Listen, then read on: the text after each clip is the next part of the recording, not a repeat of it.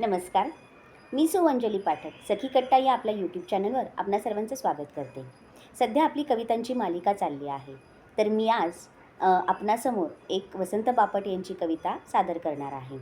तर ह्यामध्ये मतितार्थ असा आहे की जगाला आपण नवीन आकार कसा देऊ शकतो आणि सगळ्यात महत्त्वाचं म्हणजे अ, लहान बहीण भावाचं नातं यामध्ये आहे आणि हे नातं कसं उलगडत जातं किंवा आपल्याला कसं प्रेरणा देतं ते आपण या कवितेतून बघणार आहोत. कवितेचं शीर्षक आहे छोटेसे बहीण भाऊ.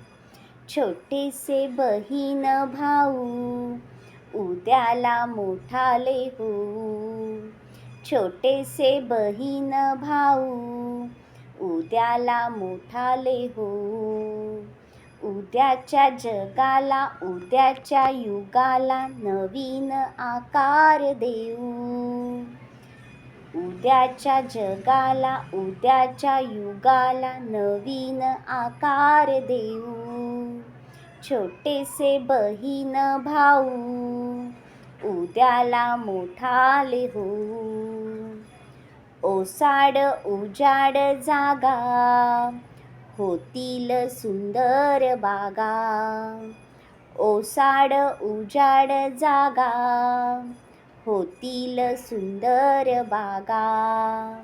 शेतांना मळ्यांना फुलांना फळांना नवीन बहार देऊ.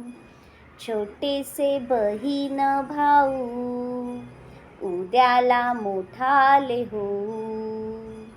छोटेसे बहीण भाऊ उद्याला मोठाले होऊ. मोकळ्या आभाळी मोकळ्या आभाळी मोकळ्या गळ्याने गाऊ. मोकळ्या आभाळी जाऊ मोकळ्या गळ्याने गाऊ. निर्मळ मनाने आनंद भराने आनंद देऊन घेऊ. छोटेसे बहीण भाऊ उद्याला मोठाले होऊ. छोटेसे बहीण भाऊ उद्याला मोठाले होऊ. प्रेमाने एकत्र राहू नवीन जीवन पाहू. प्रेमाने एकत्र राहू नवीन जीवन पाहू. अनेक देशांचे भाषांचे वेशांचे अनेक एकत्र होऊ.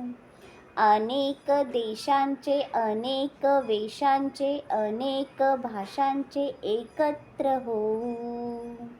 छोटेसे बहीण भाऊ उद्याला मोठाले होऊ.